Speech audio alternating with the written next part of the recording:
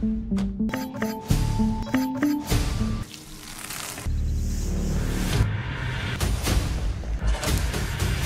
of course, it's just one dinner.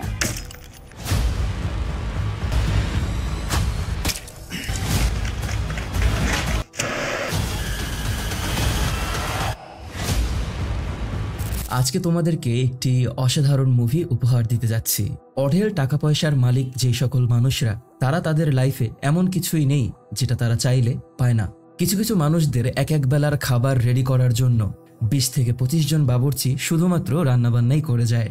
এরকমই কিছু rich পিপলরা, যাদের টাকা পয়সার কোনো অভাব নেই এবং পৃথিবীতে কোনো কিছুই তাদের টেস্ট করার বাকি নেই, তারা তাদের মনোরঞ্জনের জন্য পৃথিবীর বিভিন্ন জায়গায় ভ্রমণ করে সাধারণ স্বাভাবিক মানুষদেরকে ধরে তাদেরকে মেরে রান্না করে খায় এবং এর মাধ্যমে তারা আনন্দ পেয়ে থাকে। অবাক করা, তাই না? আমাদের আজকের মুভিটি এরকমই একটি ঘটনা নিয়ে, যেখানে একটি সাধারণ স্বাভাবিক বাবুর্চি জানতেই পারে না তার সাথে কি ঘটতে চলেছে এবং সে যে মানুষ রান্না করে অন্য একটি মানুষকে খাওয়াতে যাচ্ছে। মুভির শুরুতেই আমরা দেখব রায়ান নামের একটি ছেলে এয়ারপোর্টে দাঁড়িয়ে আছে তার বন্ধুর সাথে দেখা করতে যাবে বলে।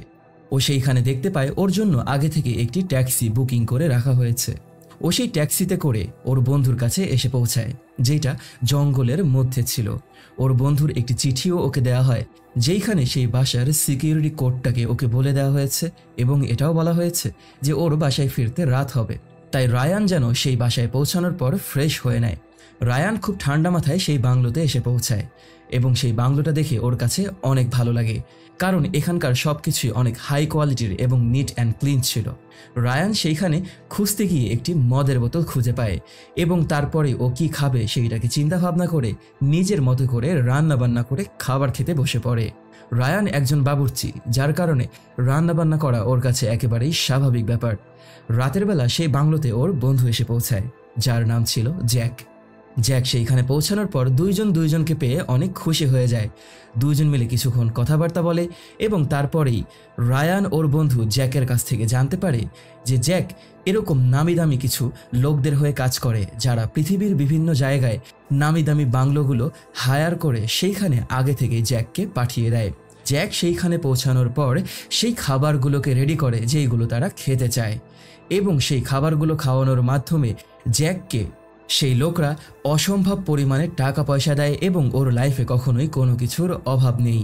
জ্যাকের কাছ থেকে এরকম বিলাসবহুল লাইফ কাটাতে শুনে রায়ান একটু ঈর্ষান্বিত হয়, কিন্তু এরপরেই ওরা গল্প করতে করতে সেই দিন রাতে ঘুমিয়ে পড়ে এবং পরের দিন সকালবেলায় ওরা জগিং করে। জগিং করার পর সবার প্রথমে ওরা সেই শহরের একটি কফি শপে গিয়ে পৌঁছায় এবং সেইখানে বসে যখন সকালের নাস্তা করতে থাকে, তখন সেইখানে ওরা একটি মেয়ের সাথে পরিচিত হয়, যেই মেয়েটির নাম ছিল অ্যালিস। অ্যালিস ওদের সাথে কথা বলা অবস্থায় ওদের দুইজনকে যখন জিজ্ঞাসা করা হয় যে ওরা কি করে, তখন ওরা বলে যে আমরা দুইজনই হচ্ছি নামি দামি শেফ, আমাদের কাজ হচ্ছে ভালো খাবার রান্না করা। তখন অ্যালিস বলে তোমাদের দুইজনের ভিতরে কে সব থেকে ভালো রান্না করতে পারো। তখন ওরা দুইজনের দিকে তাকিয়ে থাকলে ওদের মধ্যে একটি প্রতিযোগিতার আয়োজন করা হয়। ওরা অ্যালিসকে নিয়ে ওদের নিজেদের সেই বাংলোতে ফিরে আসে এবং সেইখানে আসার পর দুইজন মিলেই সেইখানে খাবার রান্না করা শুরু করে দেয়। দুইজনের দুইটি পারফেক্ট ডিশ অ্যালিসের সামনে উপস্থাপন করা হয়। অ্যালিস নিজের চোখটিকে বেঁধে নেয় এবং ওদের দুইজনের খাবারটাকেই ট্রাই করে এবং পরবর্তীতে ও রায়ানের রান্না করা খাবারটাকে পাস বলে দেয় এবং রায়ান সেই ম্যাচটি জিতে যায়। এরপরেই ওরা সেইখানকার পুলের মধ্যে নেমে আসে এবং সেইখানে গোসল করার সময় জ্যাক ওর হাতের ঘড়িটি খুলে রাখলে রায়ান সেই ঘড়িটিকে নিয়ে নিজের হাতে পরে ফেলে। যখন রায়ানের হাতে সেই ঘড়িটি জ্যাক দেখতে পায়, তখন জ্যাক সেই ঘড়িটাকে ওর কাছ থেকে ফেরত চায়। অ্যালিস জিজ্ঞাসা করে যে এই ঘড়ির পিছনের কাহিনী কি। তখন গিয়ে জ্যাক অ্যালিসকে জানায় যে এই ঘড়িটি আজ থেকে 15 বছর আগে রায়ান জ্যাকের কাছে একটি কার্ড গেমে হেরে গিয়েছিল এবং তারপর থেকেই এই ঘড়িটি সবসময় রায়ানের হাতেই থাকে। সেই দিন রাতের বেলা জ্যাক অ্যালিসকে নিয়ে ওর নিজের রুমে চলে যায় এবং ওরা দুইজন রাতের বেলা সেক্স করে একটি ভালো ঘুম দেয়। পরের দিন সকালবেলা রায়ান ঘুম থেকে ওঠার পর ওর ফোনের মধ্যে আমরা একটি মেসেজ দেখতে পাবো, যেইখানে রায়ানকে বলা হয় যে আমরা জানি তুমি দেশ ছেড়ে চলে গেছো, কিন্তু তোমার কাছে 3 দিন সময় আছে, আমরা তোমাকে খুঁজে বের করব। এর মাধ্যমে আমরা বুঝতে পারি যে রায়ান অবশ্যই কোনো একটি সমস্যার মধ্য দিয়ে যাচ্ছে।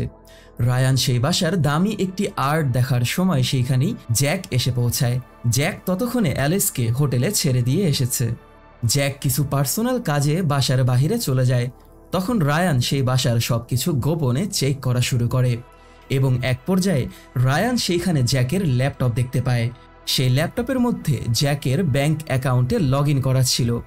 রায়ান সেই ব্যাংক অ্যাকাউন্টের মধ্যে ঢোকার পর দেখতে পায় যে জ্যাকের অ্যাকাউন্টে 17 লক্ষ ইউরো আছে, যেটা অনেক টাকা।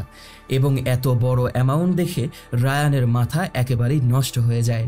সেই দিন রাতে জ্যাক ওর সব কাজকর্ম শেষ করে নিজের বাংলোতে ফিরে আসে এবং রাতের বেলা রায়ানের সাথে বসে দুইজন মিলে উইড স্মোক করে এবং অনেক গল্প করে। সেইখানে কথাবার্তা বলার সময় জ্যাক রায়ানকে জানায় যে ওর লাইফে ও এমন কিছু কাজ করেছে যেগুলো ওকে ধাওয়া করে বেড়ায়। ও যদি এই কাজগুলো না করতো তাহলে ওর লাইফ আরও সুন্দর হতো, ওর চিন্তা করার কোনো কিছুই থাকতো না, ওর মন মানসিকতা অনেক নষ্ট। এইটা বুঝতে পেরে রায়ান ওকে সান্ত্বনা দেয়। রাতের বেলা দুইজনই ঘুমিয়ে পড়ে এবং পরের দিন সকালবেলা রায়ানের ঘুম ভাঙার পর ও সেই বাসার মধ্যে হাঁটতে সময় সেইখানে জ্যাকের মৃতদেহ দেখতে পায়। জ্যাক সেইখানে একটি দড়ির মধ্যে ঝুলে গলায় ফাঁসি দিয়ে আত্মহত্যা করে ফেলেছে। জ্যাককে আত্মহত্যা করতে দেখে রায়ান কিছু সময়ের জন্য একেবারেই দুশ্চিন্তায় পড়ে যায় এবং ওর মাথার মধ্যে বিভিন্ন চিন্তাভাবনা ঘুরতে থাকে। ও শুধুমাত্র এটাই ভাবতে থাকে যে একটি মানুষ এত টাকা পয়সার মালিক হওয়া সত্ত্বেও সে কিভাবে তার জীবন দিয়ে দিতে পারে। এরপরেই রায়ান বেশ কিছুক্ষণ চিন্তাভাবনা করার পর ওর মাথায় একটি বাজে চিন্তাভাবনা চলে আসে। ও জ্যাকের জায়গাটি নিয়ে নিতে চায়। এই জন্য ও সেইখানে ফ্লোরের মধ্যে একটি পেপার ফেলে সেই পেপারের মধ্যে জ্যাকের লাশটিকে ফেলে দেয় এবং তারপরেই সেই লাশটিকে এক জায়গায় সরিয়ে রেখে ও সরাসরি চলে আসে জ্যাকের ল্যাপটপে। ও সেই ল্যাপটপটাকে চালু করার পর ব্যাংকের সব টাকা পয়সা নিজের অ্যাকাউন্টে ট্রান্সফার করার চেষ্টা করলে দেখতে পায় সেইখানে ওকে লগ ইন করার জন্য যে পাসওয়ার্ড দিতে হবে সেই পাসওয়ার্ডটি ও ইতিমধ্যেই ল্যাপটপ থেকে মুছে ফেলেছে, যেন জ্যাকের কোনো প্রকার সন্দেহ না হয়। ও সাথে সাথেই সেইখানকার ব্যাংকে ফোন দিয়ে বসে এবং ব্যাংকে ফোন দিয়ে বলে যে আমি আমার ইউজার অ্যাকাউন্ট এবং পাসওয়ার্ড ভুলে গিয়েছি, আমার নাম হচ্ছে জ্যাক অ্যাডনি এবং আমার কার্ড নাম্বার হচ্ছে এত এত। এরপরে ওকে ব্যাংক থেকে বলা হয় যে আপনাকে আমাদের ইউকের ব্যাংকের শাখায় যোগাযোগ করতে হবে সশরীরে এবং আমরা আপনার আইডি থেকে শুরু করে যাবতীয় পেপারস চেক করার পর আপনার অ্যাকাউন্টের লগ ইন ডিটেলস আপনাকে ফিরিয়ে দিতে পারবো।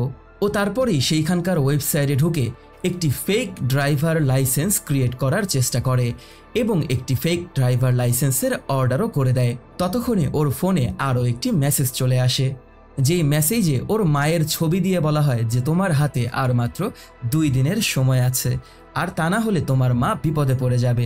রায়ান সেইখানে একটি মেসেজ লিখে রিপ্লাই করে যে আমাকে কমপক্ষে 1 সপ্তাহের সময় দাও, আমি তোমাকে 25,000 টাকা এক্সট্রা দেব। যখন 50,000 টাকা চাওয়া হয় তখন রায়ান বলে যে ঠিক আছে। এর মাধ্যমে ও আরও 1 সপ্তাহের সময় পেয়ে গেল। সেই দিন রাতের বেলা ও জ্যাকের লাশের শরীরের মধ্যে ভারী বস্তুগুলোকে বেঁধে দেয় এবং ওর লাশটিকে নিয়ে সেইখানকার একটি পুকুরের নিচের পানির মধ্যে ডুবিয়ে রেখে দেয়। পরের দিন ও সেই শহরের রেস্টুরেন্টে এসে নাস্তা করতে করতে এটাই ভাবতে থাকে যে কিভাবে সেই ব্যাংকে গিয়ে ও টাকা পয়সাগুলোকে তুলে নেবে। যারা ওর কাছে টাকা পায় তারা ওকে আবারও মেসেজ করে বসলে ও বলে যে আমাকে সময় দিলে আমি অবশ্যই টাকা দিয়ে দেব, কিন্তু তারা বলতে থাকে যে তোমার কাছে কোনো টাকা পয়সাই নেই, তুমি এই মুহূর্তেই আমাকে অ্যাডভান্সে 50,000 টাকা পাঠিয়ে দাও, তাহলে আমি বিশ্বাস করব। ওর মাথার মধ্যে টাকার চিন্তাভাবনা ঘুরতে থাকে।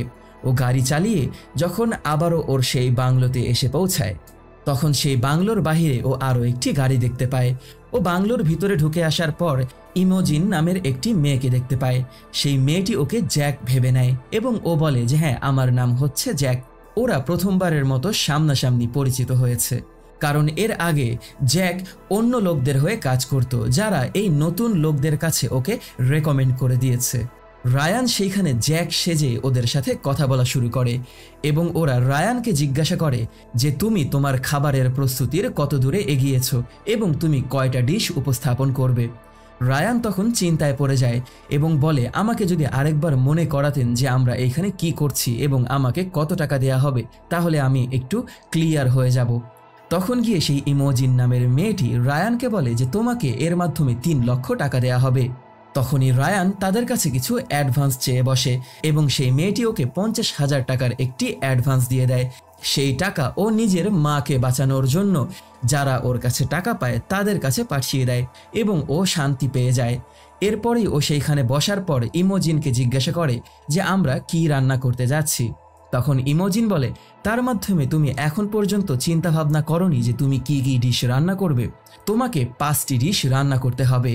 ওকে জিজ্ঞাসা করা হয়, তুমি কি তোমার সব কিছু রেডি করে অলরেডি ফ্রিজে ভরে রেখেছো?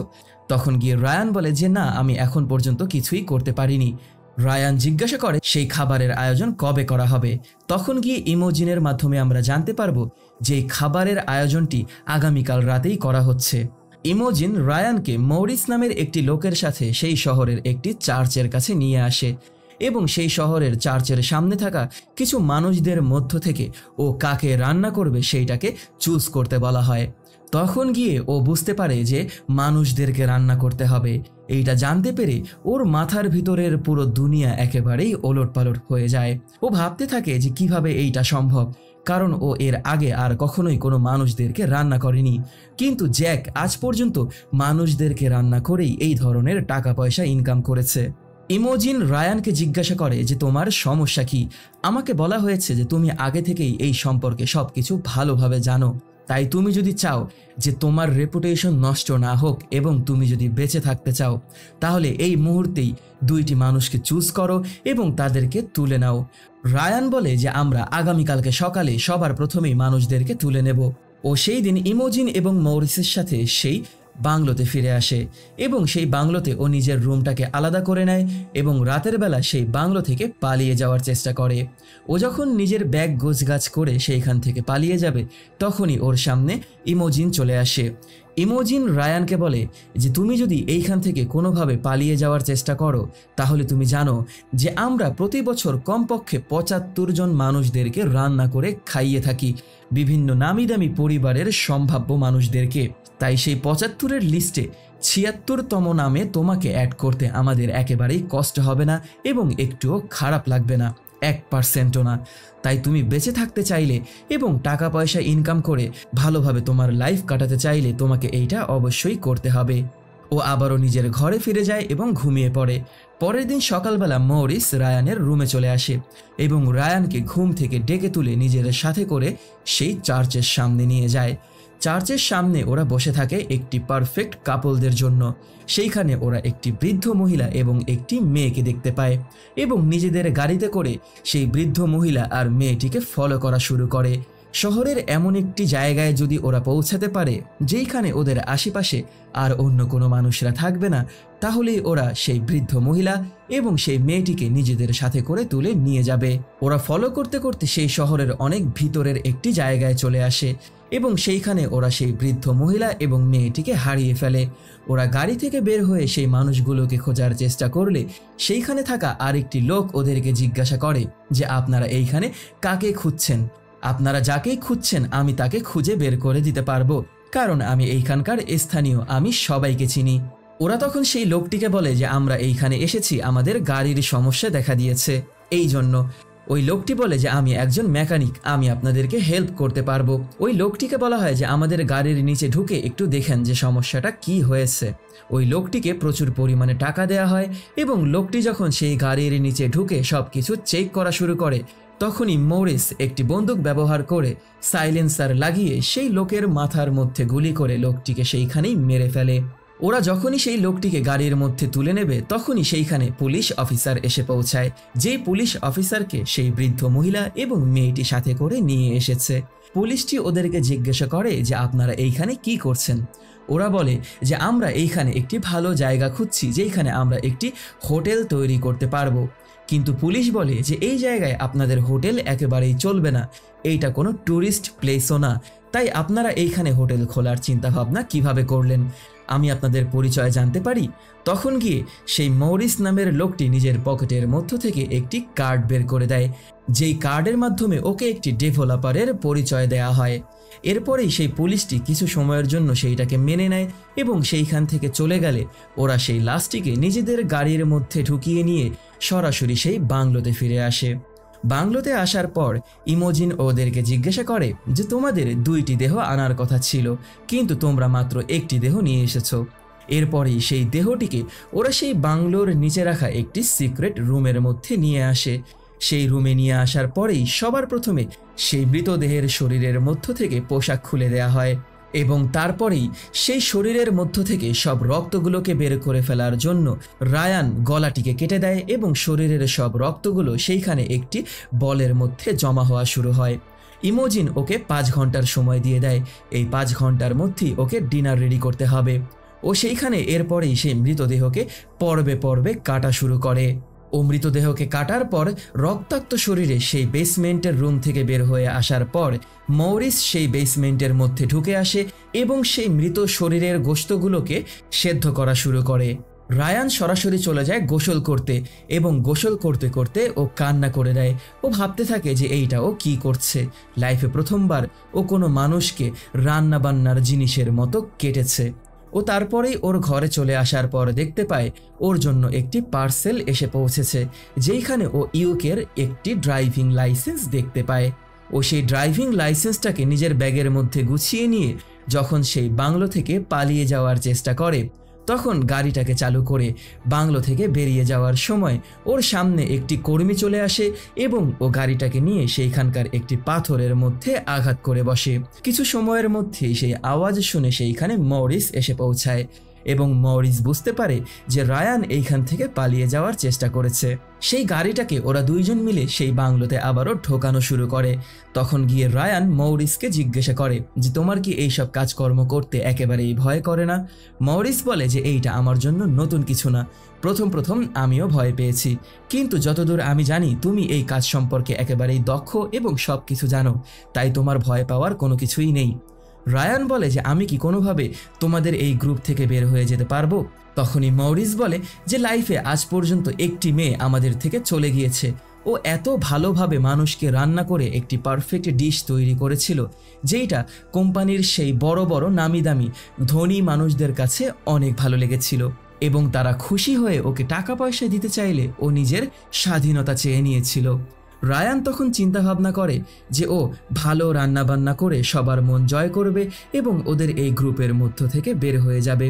ও তখনই সেই বাসার মধ্যে ঢুকে আসে এবং ওকে যখন বলা হয় যে 5টি রান্না কি কি হবে, তখন ওদের সামনে রায়ান 4টি কোর্সের কথা বলে। তখন গিয়ে ইমোজিন রায়ানকে বলে আমাদের সেই ধনী ব্যক্তিদের মধ্যে একজন স্পেশালি জিহ্বার স্যুপ খেতে চেয়েছে, তাই তোমাকে পারফেক্টলি সেই জিহ্বাকে কেটে সেইটাকে একটি পারফেক্ট স্যুপ তৈরি করতে হবে। রাতের বেলা ওদের সর্বপ্রথম ক্লায়েন্ট এসে পৌঁছায়, যারা সেইখানে ড্রিঙ্কস করে টাইম স্পেন্ড করা শুরু করে। রায়ান যখন রান্নাবান্না নিয়ে ব্যস্ত, তখনই সেই বাংলোতে পুলিশ অফিসার এসে পৌঁছায়, যেই পুলিশ অফিসারের নাম ছিল ডিটেকটিভ রুইজ। ডিটেকটিভ রুইজ বলে যে আজকে দুপুরবেলা আমার কাজিন গায়েব হয়ে গেছে। আমার কাজিনকে সর্বশেষবার আপনার 2 কর্মীর সাথে এই পুলিশ অফিসার দেখতে পেয়েছে। তখন পুলিশ অফিসার রায়ান এবং মরিসকে প্রশ্ন করার জন্য সেই বাংলোর ভিতরে ঢুকতে চাইলে ইমোজিন সেই ডিটেকটিভকে নিজেদের সেই বাংলোর মধ্যে নিয়ে আসে। ডিটেকটিভ তখন বলে আমি এইখানে থেকেই অপেক্ষা করতে চাচ্ছি, আমি আপনার সেই মরিস নামের ডেভেলপার লোকটির সাথে কথা বলেই তারপর এইখান থেকে যেতে চাচ্ছি। ইমোজিন বলতে থাকে যে এই মুহূর্তে আমাদের এইখানে পৃথিবীর বিভিন্ন নামি দামি ক্লায়েন্টদেরকে নিয়ে আমরা একটি পার্টির আয়োজন করেছি, সেইখানে আপনাকে একেবারেই মানাবে না। কিন্তু ডিটেকটিভ রুইজ বলে যে আপনি বুঝতেই পারছেন যে আমার আপন কাজিন হারিয়ে গিয়েছে, আমি ওকে ছাড়া কোথাও যাচ্ছি না। তখনই ইমোজিন ডিটেকটিভ রুইজকে রায়ানের সাথে কথা বলানোর জন্য সেই বাংলোর কিচেনের মধ্যে নিয়ে আসে। রায়ানকে কিচেনে রান্নাবান্না করতে দেখে সেই ডিটেকটিভ রায়ানকে জিজ্ঞাসা করে যে যতদূর আমি জানতে পেরেছি আপনি একজন আর্কিটেক্ট, আপনি এইখানে রান্নাবান্না কেন করছেন? তখন রায়ান বলে যে হ্যাঁ, আমি রান্নাবান্নাতেও দক্ষ এবং এইটা আমার একটা হবি। তখনই রায়ানকে জিজ্ঞাসা করা হয় যে আপনি কি আমার কাজিনকে কোথাও দেখেছেন কিনা, কিন্তু রায়ান বলে যে না, আমি আপনার কাজিনকে একেবারেই চিনতে পারছি না। ডিটেকটিভ রুইস তখন সেইখানে রাতের খাবার খাওয়ার জন্য স্টে করতে চায় এবং মৌরিসের সাথে একবার হলেও কথা বলতে চায়। মৌরিস ততক্ষণে সেই বাংলোর দূরে চলে গিয়েছে। মৌরিসকে ফোন দিয়ে ইমোজিন চলে আসে ওদের ক্লায়েন্টের কাছে এবং সেই ক্লায়েন্টদেরকে বলে যে আমাদের এইখানে পুলিশ এসে পৌঁছেছে এবং পুলিশ আপনাদেরকে জিজ্ঞাসা করলে আপনারা বলবেন যে আপনারা অনেক বড় ডেভেলপার কোম্পানির হয়ে এখানে এসেছেন। সেই রিচ পিপলদের জন্য যেই খাবার তৈরি করা হয় সেই খাবার সবার প্রথমেই সেইখানে ডিটেকটিভ রুইসকে খেতে দেয়া হয়, যেই খাবারের মধ্যে ডিটেকটিভ রুইজের কাজিনের গোশত মিক্স করা ছিল। ডিটেকটিভ রুইজ সেই খাবার খায় এবং বলে যে আপনার আর্কিটেক্ট না হয়ে আপনার একজন বাবুর্চি হওয়ার দরকার ছিল, কারণ আপনি অনেক ভালো রান্না করেন এবং এইখানে আপনি এইগুলো কি গোশত দিয়েছেন, এইটা এত ভালো কেন লাগছে? তখন রায়ান বলে যে এগুলো হচ্ছে পিগসদের গোশ। তখনই ইমোজিন রায়ানকে সেই কিচেনের বাহিরে ডেকে নিয়ে যায় এবং বলে যে তোমার জানার কথা যে আমাদের কোনো আয়োজনে যদি কখনো কোনো পুলিশ এসে পৌঁছায় তাহলে তোমাকে কি ধরনের কথাবার্তা বলতে হবে। তুমি একজন আর্কিটেক্ট, তোমার বিল্ডিংসের সম্পর্কে এবং ম্যাটেরিয়ালস সম্পর্কে সব কিছু জানা থাকার দরকার, আর্কিটেক্টের স্টাইল সম্পর্কেও সব কিছু জানা থাকার দরকার, কিন্তু তুমি এর কিছুই জানো না। আমি তোমার প্রতি অসন্তুষ্ট, তাই তুমি নিজেকে ঠিক করে নাও। রায়ান সেইখান থেকে বকাবাদ্য শোনার পরেই আবারও ওর কিচেনে এসে পৌঁছায় এবং সেই খাবার নিয়ে রান্নাবান্না শুরু করে। কিছু সময়ের মধ্যেই সেই বাংলোর মধ্যে মৌরিস এসে পৌঁছায় এবং মৌরিসকে ডিটেকটিভ রুইস যখন জিজ্ঞাসা করে যে তুমি কি আমার কাজিনকে দেখেছো কিনা, তখন মৌরিসও একই জবাব দেয় যে না, আমি ওকে চিনি না এবং দেখিনি।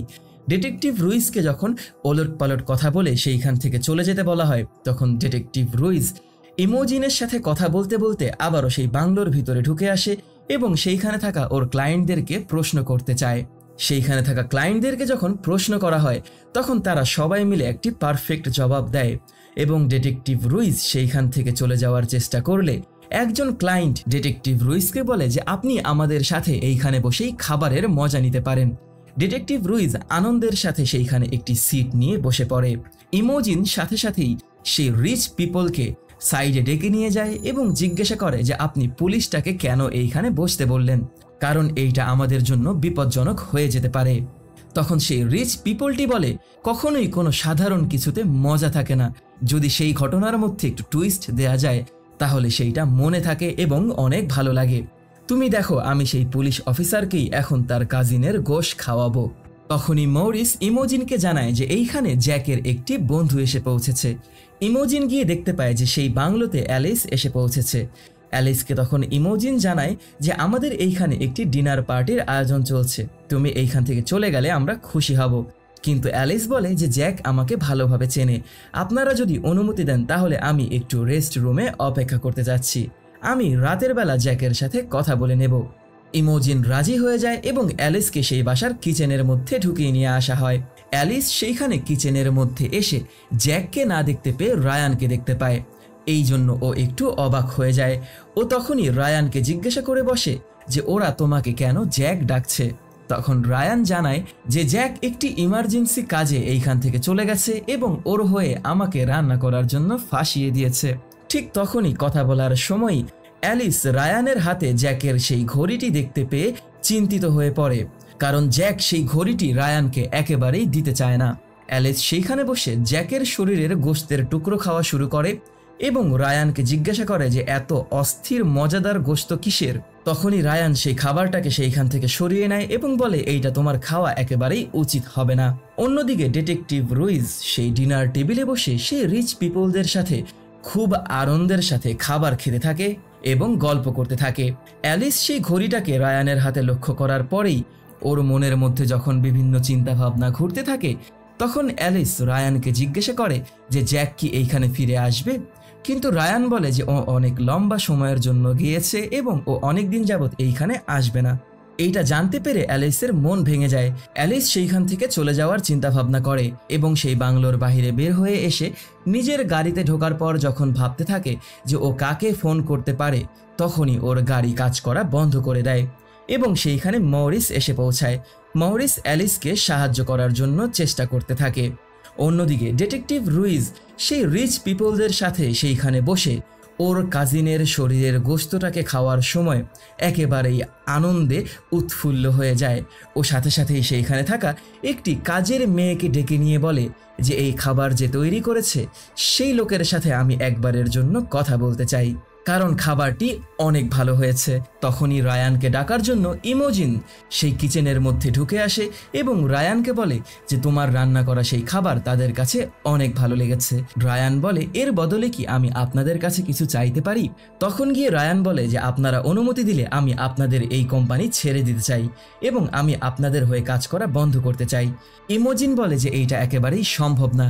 তখন রায়ান সেই মেয়েটির কথা জিজ্ঞাসা করলে ইমোজিন বলে যে ওই মেয়েটি আসলেই আমাদের কোম্পানি ছেড়ে চলে যায়নি।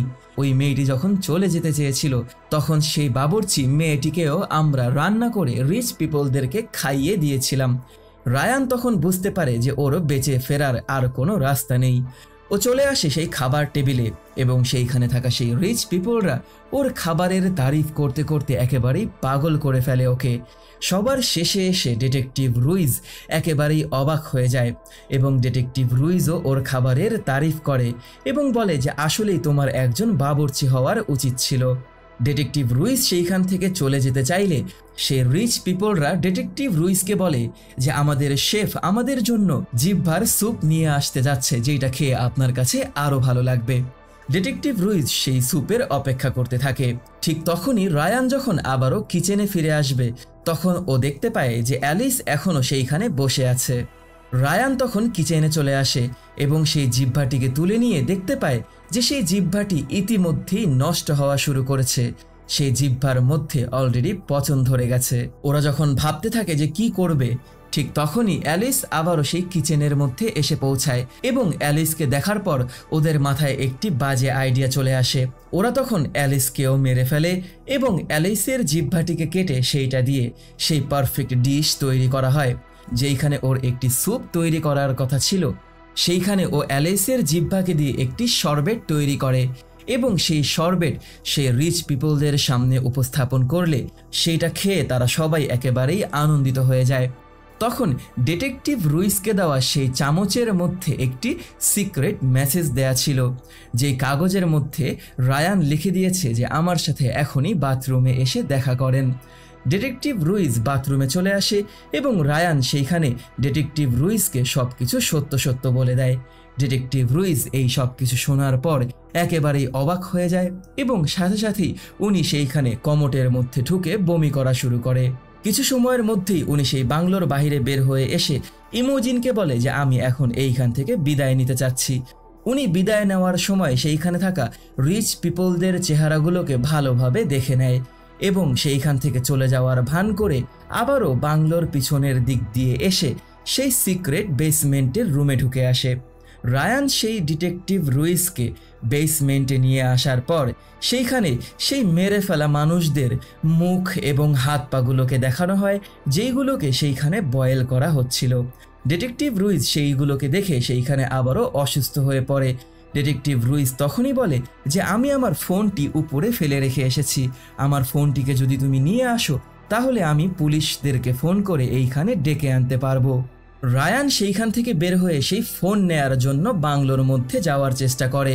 তখন বাংলোতে থাকা মানুষরা রায়ানের খাবারের তারিফ করা নিয়ে ব্যস্ত হয়ে যায়, কিন্তু মরিসের একটু সন্দেহ হয়। মরিস সেই সন্দেহের বশে সেই বেসমেন্টে ঢুকে আসে। অন্যদিকে রায়ান ডিটেকটিভ রুইজের ফোন নিয়ে সেই বেসমেন্টে আসার চেষ্টা করলে ওর সামনে ইমোজিন চলে আসে এবং ও কথা বলায় ব্যস্ত হয়ে পড়ে। ডিটেকটিভ রুইজ সেইখানে অ্যালিসের মৃতদেহটিকেও দেখতে পায় এবং সেইখানে মানুষদের শরীরকে কাটার অসংখ্য অস্ত্রকেও দেখতে পায়। ও যখন ভাবতে থাকে যে কি করবে তখনই ওর পিছন দিক দিয়ে মরিস চলে আসে এবং ডিটেকটিভ রুইজকে একটি মেশিন দিয়ে আঘাত করে ওর মাথাটিকে কেটে ফেলা হয়। রায়ান ফোনটিকে নিয়ে যতক্ষণে সেই বেসমেন্টের মধ্যে এসে পৌঁছায় ততক্ষণে দেখতে পায় যে মরিস ডিটেকটিভ রুইজকে মেরে ফেলেছে। মরিস তখন রায়ানকে বলে যে ডিটেকটিভ রুইজ লুকিয়ে এই বেসমেন্টের মধ্যে ঢুকে এসেছিল, আমি ওকে মেরে ফেলেছি, এবার চলো সর্বশেষ কাজটাকেও আমরা সম্পূর্ণ করি। মরিস তখন রায়ানের সাথে সেই মৃতদেহর শরীরের গলে যাওয়া অংশগুলোকে সেইখানকার একটি মাটির গর্তের মধ্যে ফেলে মাটি দিয়ে সেইগুলোকে ঢেকে দেয়। এবং মরিস সাথে সাথে সেই বেসমেন্টের মধ্যে এসে ডিটেকটিভ রুইজ এবং অ্যালিসের শরীরটাকে আলাদা করে সেগুলোকেও আবার গলিয়ে ফেলার জন্য বয়লিং শুরু করে দেয়। রায়ান এগুলো সব নিজের চোখের সামনেই দেখতে থাকে। সেই দিন রাতেই ইমোজিন ডিটেকটিভ রুইজের ফ্যামিলিকে একটি ফেক মেইল লেখে এবং সেই মেইলের মধ্যে লিখে দেয় যে আমি একটি দ্বিতীয় পরিবার, দ্বিতীয় ভালোবাসার মানুষ খুঁজে পেয়েছি, যার কারণে আমি আর কোনোদিন এই পরিবারে ফিরে আসব না, আমি চলে যাচ্ছি, আমাকে আর খুঁজো না। রায়ান বুঝতে পারে যে এগুলো সব কিছুই আগে থেকেই প্ল্যান পরিকল্পনা করা ছিল। সেই দিন রাতে ঘুমানোর পর পরের দিন সকালবেলা রায়ান যখন ওদের সাথে কথা বলে তখনই ইমোজিন রায়ানকে ওর সব টাকা পয়সাগুলো পেমেন্ট করে দেয় এবং মরিস রায়ানের ঘাড়ের মধ্যে একটি ট্র্যাকিং ডিভাইস ঢুকিয়ে দেয়, যার মাধ্যমে রায়ান পৃথিবীর যেখানেই থাকুক না কেন ওরা রায়ানকে খুঁজে বের করে ফেলতে পারবে। রায়ান বুঝতে পারে যে এই মানুষদেরকে রান্না করে খাওয়ানোর কোম্পানির হাত থেকে ওর বেঁচে ফেরার আর কোনো রাস্তাই নেই। ও পরের দিনই সব টাকা পয়সার সাথে নিজের ব্যাগ ট্যাগ গুছিয়ে সেই শহরের এয়ারপোর্টে এসে পৌঁছায় এবং সেইখানে ড্রিঙ্কস করা অবস্থায় একটি লোক যখন রায়ানকে জিজ্ঞাসা করে যে আপনি কি করেন, তখন ও বলে যে আমি একজন বাবুর্চি এবং আমার নাম হচ্ছে জ্যাক, আমি নিউ ইয়র্কে থাকি। সেই লোকটি বলে যে তোমার লাইফ আসলেই অনেক আনন্দের, তোমার লাইফ যদি আমি পেতাম তাহলে আমি অনেক আনন্দিত হতাম। আর রায়ান মনে মনে ভাবতে থাকে যে আজ থেকে কয়েকদিন আগেই ও ঠিক একই কথাই ভেবেছে, কিন্তু শুধুমাত্র ওই জানে যে ওর লাইফে কি ঘটছে। আর এর মাধ্যমেই আমাদের এই অবাক করা ভয়ঙ্কর সাসপেন্স মুভিটির সমাপ্তি ঘটে। তো ভিডিওটি যদি তোমাদের কাছে ভালো লেগে থাকে তাহলে লাইক, কমেন্ট এবং শেয়ার করে দিও। সাবস্ক্রাইব করে পাশেই থেকো। পরবর্তী ভিডিও দেখার আমন্ত্রণ জানিয়ে বিদায় নিচ্ছি আমি অনিক আলভিন। টাটা।